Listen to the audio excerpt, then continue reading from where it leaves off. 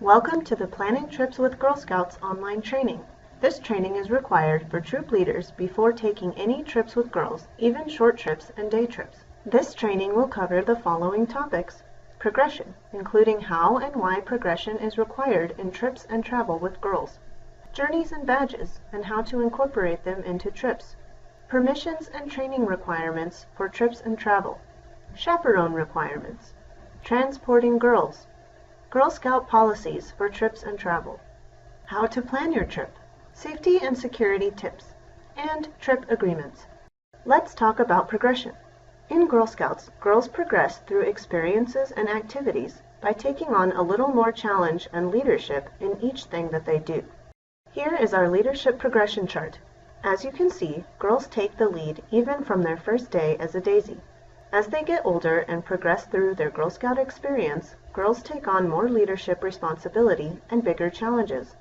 In travel, daisies will lead by brainstorming and sharing their ideas for a field trip activity. Brownies might take the next step and plan out a meal plan for lunch on a day of the trip.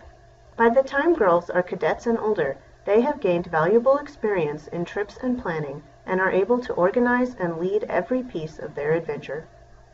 Because of progression, Girl Scouts is able to offer a wide variety of opportunities for trips and travel that are suited to the age, emotional maturity, and leadership abilities of the girl. Here are some of the different travel options and their age level requirements. Short trips may be a few hours long and include field trips to points of interest in the neighborhood. These are open to all Girl Scouts, from daisies through ambassadors. Day trips involve an all-day visit, for example, to a historical or natural interest point or a nearby town. All Girl Scouts may go on day trips, from daisies through ambassadors. Overnight trips describe a trip of 1 or 2 nights in length at a nearby location, for example, a national or state park, a Girl Scout camp, or to a nearby city and staying in a hotel or campground.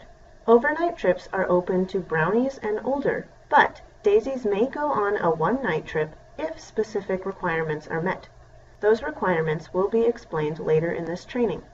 Extended overnight trips include any trip of 3 nights or more. These trips are open to juniors, cadets, seniors, and ambassadors. National trips are trips of 3 nights or more where girls travel anywhere within the country. Only cadets and older may go on national trips. International trips involve traveling to a different country and often last more than a week. These trips have many special requirements and take girls 1.5 to 2 years to plan. Only cadets and older may go on international trips. It's important that girls progress in their trips and travel.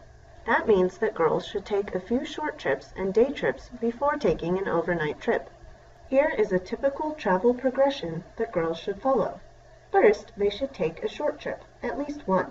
Then they should try a full day trip, again, at least one of these.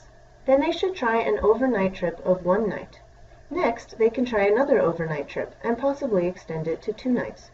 After that, girls may be ready to take an extended overnight trip within the state. After that, they may be ready to take another extended overnight trip within their general region of the country. Once they have done that, they should be ready to take a national trip, and only after having taken a national trip will girls be ready to take an international trip. In addition to this suggestion, GSU has some specific travel progression requirements. First, for daisies to be allowed to take an overnight trip, they must have successfully completed a short trip or field trip and a full day trip prior to planning an overnight trip. Extended overnight trips, national trips, and international trips must be taken in sequential order. That means that before girls can go on a national trip, they must have successfully completed a regional or in-state extended trip of 3 nights or more. Additionally, for girls to go on an international trip, they must have successfully completed a national trip. Here are some final things to think about on travel progression to determine if your girls are ready for the trip. What is their ability to be away from their parents and their homes? What is their ability to adapt to unfamiliar surroundings and situations? Are they able to make decisions for themselves and the good of the group? Do they have any previous cross-cultural experiences? Are they able to get along with each other and handle challenges? Do they work well as a team? Considering these questions will help you to determine what type of trip your girls are ready for. In Girl Scouts, girls can earn journeys and badges through learning new things, taking on new challenges, and having new experiences. Let's look at how you can incorporate journeys and badges into your trips and travel. At each age level, there are 3 Girl Scout journey themes. It's Your World, Change It, It's Your Planet, Love It, and It's Your Story, Tell It. It's Your World, Change It journeys are all about community action and leadership skills. It's Your Planet, Love It journeys are all about science, the natural environment, and social and environmental responsibility. It's Your Story, Tell It journeys are all about self-expression and self-esteem. Each of these journeys takes girls through learning experiences and take action projects where they make the world a better place. Examples of activities that could work toward earning Journey Awards include visiting the theater, opera, ballet, or other performance to learn about self-expression, visiting an international restaurant or cultural museum to learn about global diversity, conducting a cleanup activity or planting trees to take action for the environment, volunteering in a soup kitchen, or teaching songs and games to children at youth and homeless centers, or pretty much anything else. The possibilities are endless. Badges are also easily incorporated into trips and travel. Here are some examples. Daisies can work on the Sunny Pedal by visiting the fire station on a day trip and learning how to keep fires from starting and stay safe. Brownies could earn the Hiker Badge by planning and doing a hike while on an overnight camping trip. Juniors could earn the Digital Photographer Badge by turning their trip into a photography-based challenge. Cadets could earn the Trailblazer Badge by planning and implementing a challenge-based outdoor trip. Seniors could earn the Traveler Badge by researching a trip, making an itinerary, making and following a budget, speaking with experts, and then taking their trip. Ambassadors could earn the Photography Badge by planning a photography trip and putting together a portfolio. Visit museums, universities, courthouses, and public services for girls to speak with experts in their fields of interest. When it comes to trips and travel, the sky is the limit. In order to travel with girls, you must complete the required training and gain the necessary council permission. For any trip, including short trips, day trips, and overnight trips, the online Planning Trips with Girl Scouts training, which is the video you are watching right now, is required of at least 1 adult volunteer who will be taking the trip. For any trip of 3 nights or more, the Planning Extended Overnight and National Trips training is required of at least 1 adult volunteer who will be taking the trip. This is a classroom-only course. Please look at our activities calendar online to find and register for this training. This course expires after 2 years and must be retaken. For any international trip, the adult volunteer is required to meet with the Council Program Department 18 months prior to the trip. Then everyone going on the trip, including the girls and the volunteers, is required to take the International Trips training a minimum of 6 months prior to the trip. For any trip, including short trips, day trips, and overnight trips, volunteers must collect a parent permission form for each girl attending the trip. These forms can be found on our website by clicking in the search box, typing in parent permission, and scrolling down to the correct PDF. For any overnight trip of 1 night, you must provide the council with notification of your trip by completing the online Troop Trip application at least 2 weeks before the departure date. This can be found on the travel page of our website. Your trip approval should arrive immediately for trips of 1 night or less. For any trip of 2 nights or more, you must apply for approval a minimum of 6 weeks in advance using the Troop Trip application on our website. Girl Scouts of Utah will notify the volunteer who submitted the form of their application status as soon as possible. For any international trip, you must notify Council at least 18 months in advance when you will begin your planning and travel application process. Please contact the Program Department at Girl Scouts of Utah to find out more about application requirements for international trips. As you know, to ensure the safety of all girls, Girl Scouts requires specific adult-to-girl ratios for any event or activity. This table shows the girl-to-adult ratio requirements for any trip or activity taking place outside of a normal meeting time and location. A minimum of 2 unrelated adults, one of whom is female, is required for any Girl Scout activity. The column on the left shows the maximum number of girls at each age level that may be present with only the 2 adults. The column on the right shows how many girls you may have for every additional adult. For example, if you have a group of 13 brownies, you would need to have 3 adults. At the same time, if you have a group of 13 cadets, you only need 2 adults. This table can also be found in Volunteer Essentials. In addition to the ratio requirement, you are also required to have at least 1 adult first aider for any trip or Girl Scout activity outside of your normal meeting time and location. A first aider is a registered adult member of Girl Scouts who holds a current First Aid CPR AED certification. This certification can be from the American Red Cross, the American Heart Association, or another recognized organization. This requirement can also be met by certain professional qualifications, including doctor, registered nurse, EMT, or paramedic. Finally, on troop trips, it is not recommended to have more adults present than is required by the girl-to-adult ratio. This is because Girl Scout trips provide a unique experience for girls. Such a Girl Scout experience should not be overly influenced by family or adult expectations. When choosing chaperones for Girl Scout trips, the following should be considered. Are they a positive role model? Do they treat and respect all girls and adults equally? Do they create a safe space for girls? Do they prioritize the safety of all girls? Will they support and reinforce a group agreement? Do they have the ability to handle stressful situations?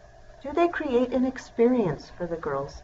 And finally, is their fitness level appropriate to the trip? For example, if your trip involves significant walking or a fast-paced itinerary, will the chaperone be able to keep up with the pace that the girls set? Finally, it is very important that the girls get to choose who their chaperones are. Remember, this is their trip.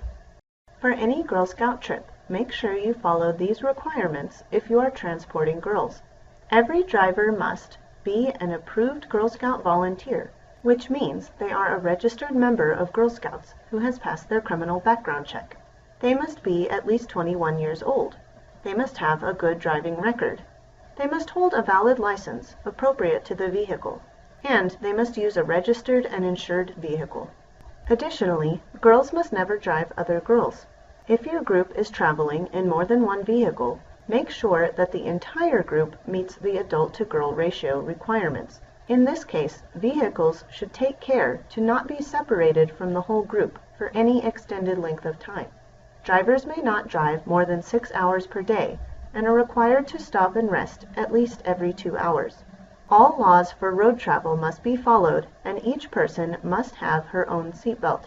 15-passenger vans may not be used to transport girls. Make sure you have thoroughly read through the Transporting Girls segment of Volunteer Essentials. Here are some additional trip policies. Make sure that any and all activities occurring on or during your trip meet the requirements laid out in safety activity checkpoints. This can be found on our website by typing Safety Activity Checkpoints into the search box and scrolling down to the correct PDF. Please keep in mind that many activities require specific permissions, applications, and insurance policies which must be approved by the Council. Trips of 3 nights or more require a recent health exam and health history form for each girl. If a girl will require medication during the trip, requirements and descriptions must be written and discussed with the troop first aider, who is responsible for holding and dispensing medications.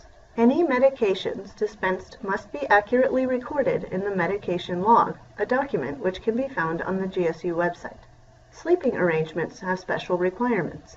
If there will be adult males present, separate sleeping and bathroom facilities must be provided. Girls must each have their own bed, and adults and girls may never share a bed. Exceptions may be made for mothers and daughters. Please see the full policy description in Volunteer Essentials. For a daisy to participate in any overnight experience, the following requirements must be met.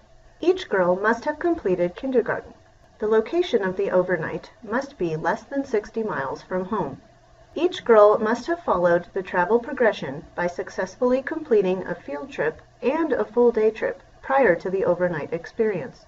Finally, each girl must demonstrate emotional and physical maturity consistent with the planned activity. Activity credits may be used to assist with troop trip expenses for cadets, seniors, and ambassadors. This may be used for trips of 3 nights or more. Activity credits must be submitted to the GSU Council with the Activity Credit Redemption Form prior to the expiration date on the activity credits. Juniors and younger may not use activity credits for any troop trip. Tag-alongs, which are non-Girl Scout members or Girl Scouts who are not of the appropriate age group, are not allowed on Girl Scout trips. Planning your trip. It is important that the trip planning process is girl-led. Your role as the adult volunteer is to facilitate brainstorming and planning by asking the girls questions and providing advice when it is requested. Recognize that planning is a process and allow girls enough time to come up with the ideas, discuss logistics, and come to group decisions. Make sure to ask tough questions such as, how much will that cost? And how are you going to come up with the money? Provide the girls with a reality check by asking them the right questions to get them thinking realistically. Make sure to continue to encourage the girls as they think through their decisions. Here are some of the things girls will need to determine when planning their trip: where they want to go, what they want to do, what their budget is, how are they going to come up with the money, who will be their chaperones, how can they incorporate take action, and what they will learn. Here are some general safety tips to share with your group. Always have a buddy and understand how the buddy system works. Have a plan for what to do if someone is separated from the group. Have a plan for what to do if a girl loses something important, such as money, passport, or luggage. Know how to report a crime. Know what to do if emergency help is needed. Have everyone learn how to perform basic first aid procedures. Prepare to deal with large crowds if applicable for your trip. Have set behavioral standards, including what consequences exist for not living up to those behaviors. Always lock the door behind you using the deadbolt and the chain or anchor. Do not open the door for strangers. If hotel staff claims to be at the door, call the front desk to confirm. Don't mention or display your room number when in the presence of strangers. Never leave jewelry, electronics, cash, credit cards, or passports in your room. Never leave luggage unattended. When arriving at a hotel, locate emergency exits. Keep a small flashlight on your bedside table, along with a bag with your room key, wallet, passport, and cell phone. That way, it's easily accessible if you have to leave the room in an emergency. It is important that expectations are set and agreed upon before any trip. This can be done by making a trip agreement. Trip agreements clearly identify expected behavior and reduce misunderstandings, disagreements, and unsafe activity. Girls should be involved in deciding what is included in the trip agreement. Once the agreement has been made, all girls, parents, and volunteers should sign the agreement, and each should receive their own copy. Examples of items that may be included in a troop agreement are the Girl Scout law, a cell phone policy, behavior and attitude expectations, money earning participation, sleeping arrangements, capers, and safety procedures. Thank you for watching this training video. If you have questions, please contact our Member Support Department at 801-265-8472 or info@gsutah.org. Additionally, make sure to reference the policies in Volunteer Essentials before planning any trip with girls. Now that you have watched this video, make sure to take the quiz found on the volunteer page of our website and submit your quiz to training@gsutah.org in order to receive credit for the course.